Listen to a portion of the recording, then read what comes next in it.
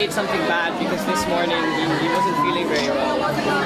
And he kind of came into my room and said, like, Sandro, you picked the restaurant and now I'm sick. So now you have to go through the speech for me because I really don't feel well, I can't do this. And so, yeah, I apologize on his behalf that he couldn't make it. He did tell me how important this was to him.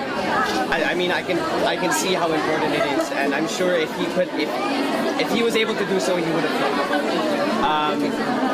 Instead, he sent me, which I hope is okay. How is he now? I actually don't know. I haven't seen yet. I'm gonna go back home after this because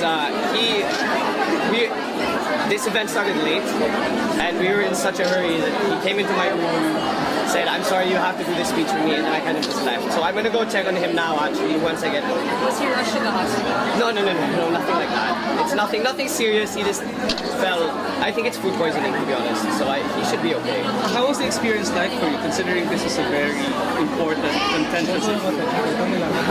Well, I need to brush up on my Tagalog.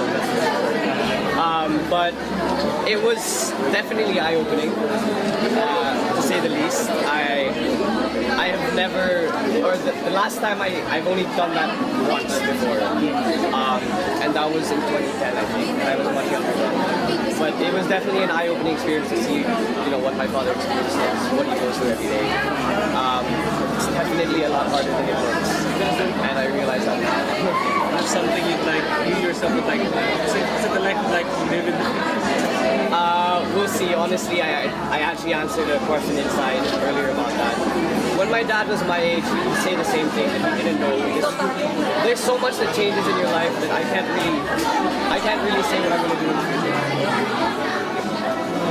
What do you think of political dynasties in this country? Wow, that's a loaded question.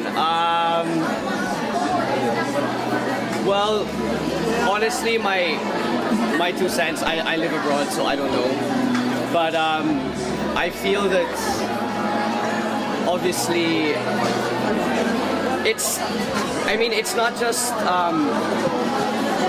an exception in the Philippines, it is to other countries, in my opinion. If you look at the Bush family in the U.S., 2 were congressmen and 2 were president. And you can't limit something such as that to a country such as the Philippines. It's something that exists everywhere, and I feel that people first of all have the option to go into politics, and I feel like it's a natural progression when you have family members in politics, you are exposed to politics. So as a natural precursor to that, you end up in politics. I mean, I've been exposed, my father was exposed to politics since he was that tall, and I've been, since my dad was governor, I've always, come with him to all his speeches, and I definitely feel that has sort of a deciding factor as to what one does in the future as a profession. But that's no exception to politics as it is with any other profession. If my father were a news journalist and I went with him on the job, I would probably become a news journalist. I just feel it's something that is natural rather than made. So is he grooming you? No, he's not. Okay. My dad has always been very vocal and supportive towards whatever I want to do in the future, and he has always said that, no matter what profession I pursue. You want to run for president?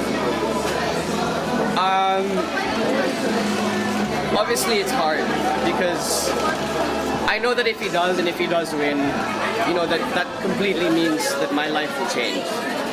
And I don't know what those changes will be, but on the other hand, I support my father with whatever decision he makes. I wholeheartedly feel that. Are you ready for the same scenario if or when he decides to run in 2016 and he would need to represent your father in sorties and campaign rallies? It's something I've been doing since I was very young. So if he were to ask for me to do things such as that, I would be wholeheartedly prepared. Thank you.